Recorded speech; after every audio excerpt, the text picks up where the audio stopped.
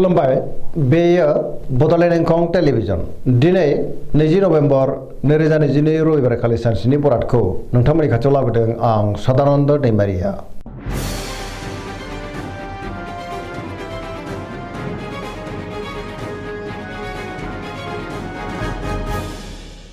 सिगां फरायनो लादों मेष राशि गिबि हांखो अ ल दिनैनि साना जोबोर मोजां गोसोखौ दिनै जोबोर गोजोननाय मोनगोन। बहाबा दावबायनो एबा हान्थिनो खाबुबो मोननो हागौ आरो मोजाङैनो हान्थिनोबो हागोन।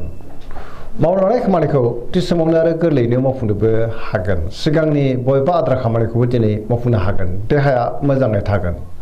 सोरबा लोगोनिफ्राय मोजां खौरां फैनोबो हागौ। रांखावरियाव जोबोर मोजां। बेफार फालांगियावबो जोबोर मोजां। आयाबो बांनो हागौ। सोरबा लोगोनिफ्राय थोजासे हेफाजाबखौ मोननो हागौ। न'खराव बिसि फिसायनि गेजेराव अनलायनाय फैगोन। बिदा फंबायजों मोजां सोमोन्दो थागोन। गुबुननिफ्राय थोजासे हेफाजाब मोनगोन। गोसोनि बोलोआ बांगोन। समाजाव बयजोंबो मान होजागोन। सेंग्रा सिख्लाफ्रा जोबोर रमान्टिक जागोन आरो गावबा गावनि गोसोनि साननायखौ फोरमायलायनोबो हागोन। पजिटिभ एनार्जिनि गोहोमबो गोग्लैगोन। फरायसाफ्रा दिनै फरायनायाव गोसो दुंखांगोन आरो मोजां फिथाइ मोननोबो हागोन। वृष राशि गिबि हांखो इ अ ब दिनैनि साना जोबोर मोजां गोसोखौ दिनै जोबोर गोजोननाय मोनगोन। गोसोनि बोलोआ बांगोन। सिगांनि बबेबा आद्रा खामानिखौ मावफुंनो हानानै गोसोखौ दिनै बांसिन गोजोननाय मोनगोन। समाजाव मान मोनगोन। रांखावरियाव मोजां। बेफार फालांगियावबो मोजां होनजायो। सोरजोंबा बाख्नाय जानो हागौ। न'खराव दिनै अननानै फैगोन। बिसि फिसायनि गेजेराव मोजां सोमोन्दो थागोन। देहाया मोजाङै थागोन। अब्लाबो नाथाय जानाय लोंनायाव सांग्रां जानांगोन। जायखि खामानि मावा मानो मोनफ्रोमबो खामानिखौनो दिनै मोजाङैनो मावफुंलांनो हागोन। गोसोनि साननायफ्रा जाफुंनो हागौ। पजिटिभ एनार्जिनि गोहोमबो गोग्लैगोन। पजिटिभ साननो रोंगोन।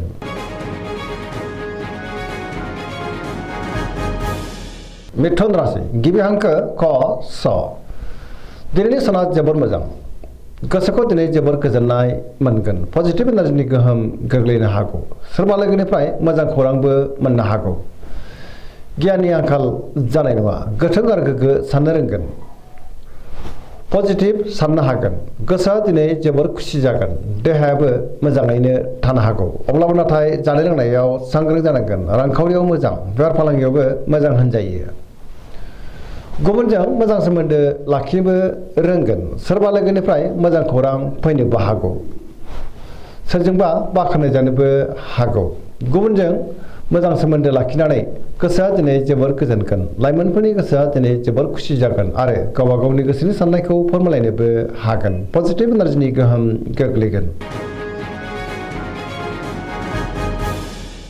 कर्कट राशि गिबि हांखो द ह दिनैनि साना जोबोर मोजां गोसोखौ दिनै जोबोर गोजोननाय मोनगोन। सोरबा लोगोजों बाख्नाय जानो हागौ। गोसोआव गोग्गो आरो गोथों साननाय फैगोन। गियाननि आंखाल जानाय नङा। पजिटिभ साननो रोंगोन। मावनो लानाय खामानिखौ थि समावनो आरो गोरलैयैनो मावफुंनोबो हागोन। सिगांनि बबेबा आद्रा खामानिखौबो दिनै मावफुंनो हागौ। गोदान खामानियाव आखाइ होजेननोबो हागोन। न'खराव अननानै फैगोन। समाजाव मान मोनगोन। देहाया मोजाङै थागोन। गुबुननिफ्राय थोजासे हेफाजाबखौ मोननो हागोन। फरायसाफ्रा दिनै फरायनायाव गोसो दुंखांगोन आरो मोजां फिथाइ मोननोबो हागोन। गोबां मोजां खाबु फैनोबो हागौ।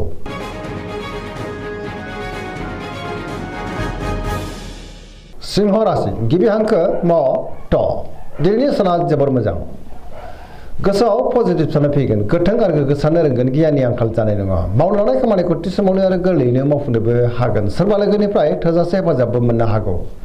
समाजाव लोगो लेवा बांगोन। पजिटिभ एनार्जिनि गोहोमबो गोग्लैनो हागौ। बहाबा थाङोब्ला दिनै जोबोर मोजां आरो मोजाङैनो हान्थिनोबो हागोन। सोरजोंबा बाख्नाय जानो हागौ। रांखावरियाव मोजां। बेफार फालांगियावबो मोजां होनजायो। गुबुनजों मोजां सोमोन्दो लाखिनोबो रोंगोन। गोसोनि साननायखौ गुबुननो फोरमायनोबो हागोन। न'खराव अननानै फैगोन। बयजोंबो अनजागोन आरो अनसायजागोन। पजिटिभ एनार्जिनि गोहोम गोग्लैगोन। लाइमोनफ्रा जोबोर रमान्टिक जागोन आरो गावबा गावनि गोसोनि साननायखौ फोरमायलायनोबो हागोन। कन्या राशि गिबि हांखो फ ट दिनैनि साना जोबोर मोजां गोसोआव पजिटिभ साननाय फैगोन। गोथों आरो गोग्गो साननो रोंगोन। गियाननि आंखाल जानाय नङा। रांखावरियाव मोजां अब्लाबो नाथाय खरसायाबो बांनो हागौ बेफार फालांगियाव जोबोर मोजां होनजायो देहाया मोजाङैनो थागोन गोबां मुंदांखा सुबुंजों दिनै लोगो मोनज्लायनोबो हागौ बबेबा फोरबोआव बाहागो लानो खाबुबो मोननो हागौ गोबां मोजां खाबुबो फैनो हागौ सोरजोंबा बाख्नाय जानोबो हागौ पजिटिभ एनार्जिनि गोहोम गोग्लैगोन आरो पजिटिभ साननो रोंगोन गियाननि आंखाल जानाय नङा लाइमोनफोरा जोबोर खुसि जागोन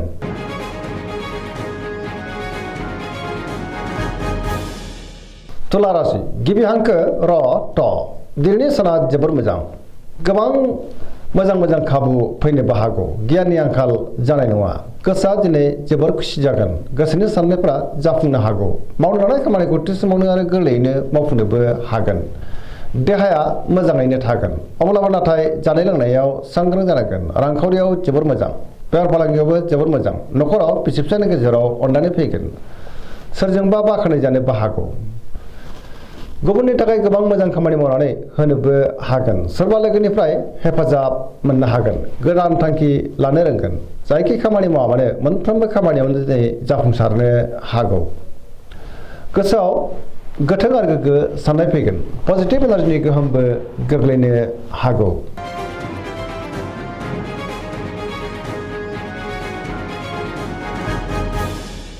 वृश्चिक राशि गिबि हांखो न स दिनैनि साना जोबोर मोजां पजिटिभ एनार्जिनि गोहोम गोग्लैगोन आरो पजिटिभ साननो रोंगोन समाजाव लोगो लेवा बांगोन सोरबा गोजाम लोगोजों बहाबा लोगो मोनज्लायनोबो हागौ गोसोआव गोग्गो आरो गोथों साननाय फैगोन मावनो लानाय खामानिखौ थि समावनो आरो गोरलैयैनो मावफुंनोबो हागोन गुबुननिफ्राय थोजासे हेफाजाबबो मोननो हागौ गोसोनि साननाया मोगथाङाव जाफुंगोन गोसोनि बोलोआबो बांगोन समाजाव बयजोंबो अनसायजानो हागौ न'खराव दिनै अननानै फैगोन रांखावरियाव मोजां अब्लाबो नाथाय खरसायाबो बांनो हागौ बेफार फालांगियाव जोबोर मोजां मुलाम्फा मोनगोन देहाया मोजाङैनो थागोन सोरजोंबा बाख्नाय जानो हागौ फरायसाफ्रा दिनै फरायनायाव गोसो दुंखांगोन आरो मोजां फिथाइ मोनगोन लाइमोनफोरा जोबोर रमान्टिक जागोन आरो गावबा गावनि गोसोनि साननायफोरखौ फोरमायलायनोबो हागोन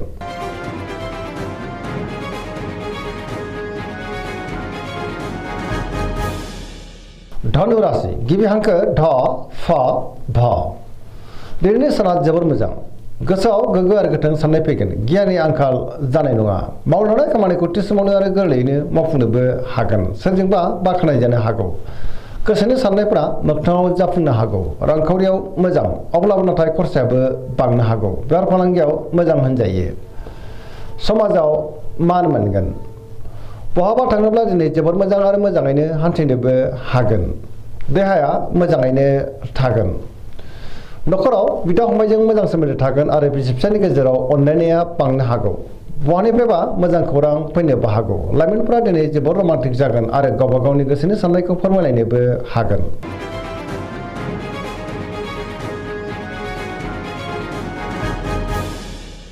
मकर राशि गिबि हांखो ख ज दिनैनि साना जोबोर मोजां गोसोनि साननाया जाफुंगोन मावनो लानाय खामानिखौ थि समावनो आरो गोरलैयैनो मावफुंनोबो हागोन रांखावरियाव दिनै जोबोर मोजां होनजायो अब्लाबो नाथाय खरसायाबो बांनो हागौ मोननो गोनां धोनखौबो दिनै मोननोबो हागौ बेफार फालांगियाव जोबोर मोजां गोबां मुलाम्फा मोननोबो हागौ गुबुनजों मोजां सोमोन्दो लाखिनोबो रोंगोन सिगांनि बबेबा आद्रा खामानिखौबो दिनै मावफुंनो हागौ गोदान खामानियाव आखाइ होजेननोबो हागोन न'खराव बिदा फंबायनि गेजेराव मोजां सोमोन्दो थागोन सेंग्रा सिख्लाफ्रा गावबा गावनि गोसोनि साननायखौ फोरमायलायनो हागोन आरो गोसोआ दिनै जोबोर रमान्टिक जागोन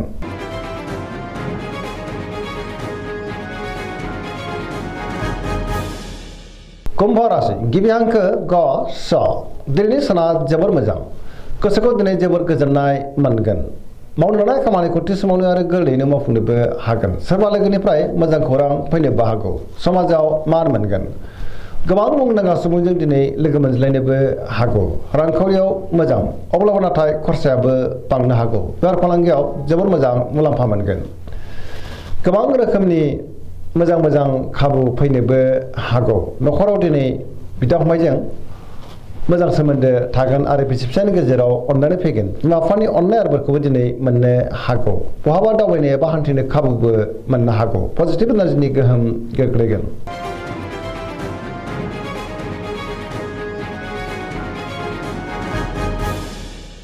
मीन राशि गिबि हांखो ड स दिनैनि साना मोजां आरो गाज्रिनि गेजेरजों बाबेनलांनो हागौ। गुबुननि थाखाय नाङा फाङा जेंनायाव गोग्लैनांनोबो हागौ। गोसोआव गोनो गोथो साननाय फैगोन। गोसोनि बोलोआ लोरबां जानोबो हागौ। गावनि गोसोनि साननायखौ गुबुननो फोरमायनो हागोन। देहाया मोजाङै थागोन। अब्लाबो नाथाय जानाय लोंनायाव सांग्रां जानांगोन। रांखावरियाव मोजां, बेफार फालांगियावबो मोजां। अब्लाबो नाथाय खरसायाबो बांनो हागौ। न'खराव अननानै फैगोन। बहाबा दावबायनो एबा हान्थिनो खाबु मोननोबो हागौ। लाइमोनफ्रा जोबोर रमान्टिक जागोन आरो गावबा गावनि गोसोनि साननायखौ फोरमायलायनोबो हागोन। फरायसाफ्रा दिनै फरायनायाव गोसो दुंखांगोन। अब्लाबो नाथाय नेगेटिभ एनार्जिनि गोहोमबो गोग्लैनो हागौ। सांग्रां जानाया गाहाम। दिनैनि राशि फरायथिना एसेनोसै। जोबनायाव बेखौनो खावलायो जाहाथे नोंथांमोना सानफ्रामबो जोंनि बे बड'लेण्ड इंखं टेलिभिजनखौ नायबाय थायो आरो साबस्क्राइब खालामो, लोगोसे लाइक खालामो आरो शेयार खालामो। एसेनोसै, गोजोन्थों।